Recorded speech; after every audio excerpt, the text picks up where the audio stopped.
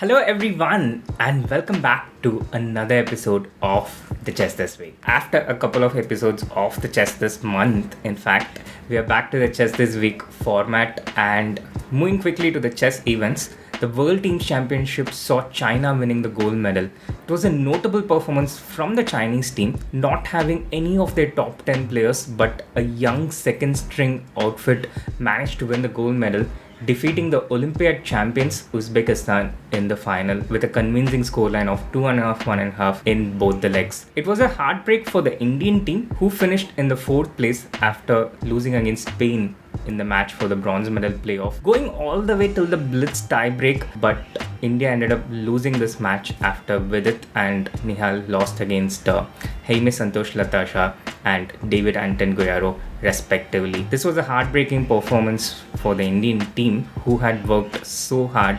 A bit of a tiny consolation, S.L. Narayanan won the bronze medal on the 3rd board. He won an individual medal, but it will be a tiny consolation for him, and it will be the second consecutive 4th place finish for both Vidit and S.L. Narayanan following the Olympiad. Moving on to the online events, the Meltwater Championship finals saw Magnus Carlsen just stamping his authority. He won very convincingly. He's just swept through the field. Amongst the Indian talents, Pragg and Arjun both played in this event, not at their best, both of them scoring 9 points each. Pragg finishing in the 5th place and Arjun in the 6th place after Pragg defeated Arjun in their head-to-head match in the last round. And in the Speed Chess Championship, this also saw a bit of a heartbreak for Arjun Erigaisi, who fought an extremely close match against Fabiano Caruana. The match went all the way till the bullet portion, all the way till the last 5 minutes, and it was at this clutch moment that Fabiano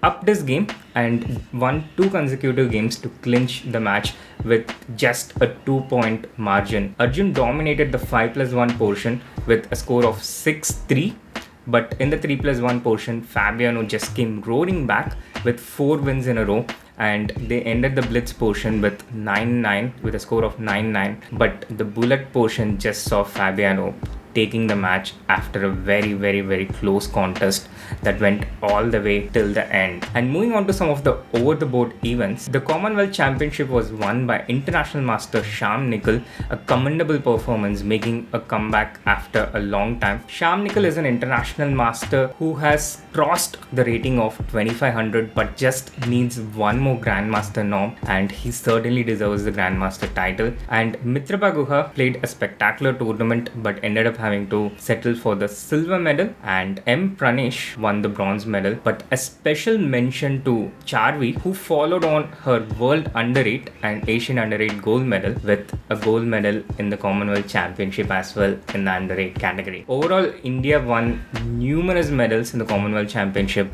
and you can find the full list of the medal winners here. And in the Asian Junior Championship, medals continued to pour in for India. GB Harshavardhan winning the gold medal in the open section, and Rakshita Ravi winning the silver medal in the girls section. And in the Blitz Championship, Bhagrishri Patil won the gold medal, while Rakshita got a double medal with a bronze medal in the Blitz this time. And moving on to some of the non-chess events that has happened in the past week, here is a picture which has taken the internet by storm. A picture of Messi and Ronaldo playing chess, recreating a position from a game between Magnus Carlsen and Hikaru. A post of this magnitude can only be paralleled by the ongoing prestigious Mr. Dodgy Invitational, which features the world champion Magnus Carlsen himself. The prestigious Mr. Dodgy Invitational is divided into 2 groups of 12 players each, and 4 players from each of these groups will go on to play the quarterfinals. The Pool A has been won by Magnus Carlsen, who will go to the quarterfinals along with 3 other players, and Magnus managed to do this notwithstanding a participation from our very own Beast, who ended up losing against Magnus in an opening starting with 1v3. Adivan played an excellent tournament until the first 9 rounds, but then ended up losing the next 5 games, and this spoiled AD's chances of qualifying to the knockout stage. But still a pretty decent performance by AD. And moving on to some of the upcoming events, we have the Tata Steel India tournament coming up from November 29, featuring some of the best players from India: Gukesh, Arjun, Vidit, Nihal, and of course Pragg, who will only play in the Blitz event because on November 30th he will be accepting the Arjuna award. And this also features some of the top players from across the world. And the Tata Steel tournament this year will also have a women's section featuring Koneru Hampi and Dronavali Harika from India. Vaishali is also a part of this field,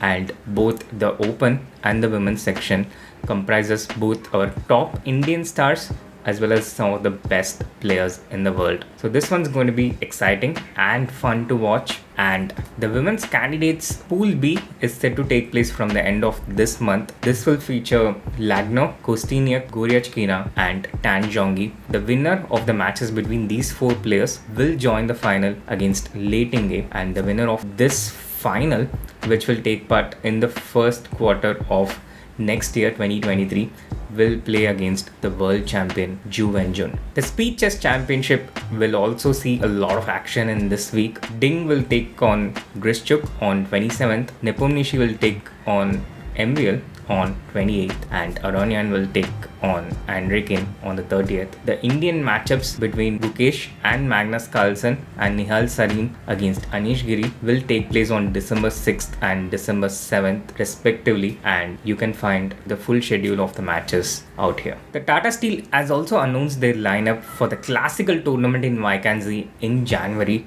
and this is touted to be one of the strongest Tata Steel lineup in the history of this tournament. It doesn't seem so just on the basis of the rating, but it does feature a lot of underrated prodigies at the bottom of the list.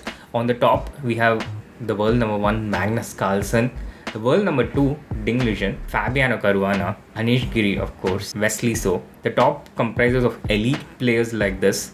The middle has Levon Aronian, Jan Christoph Duda, and look at this bottom, the list of prodigies: Gukesh, Arjun Erigaisi, Pragg, Vincent Keimer, and Nodidbek Abdusaturu. The last seed of this tournament is Pragg, which shows how strong this tournament is going to be.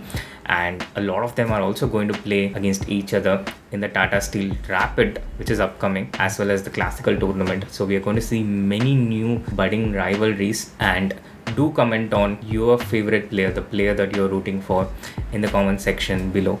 That's this episode of Chess This Week. If you liked this episode, do hit that like button, subscribe to the channel if you haven't, and see you all next week.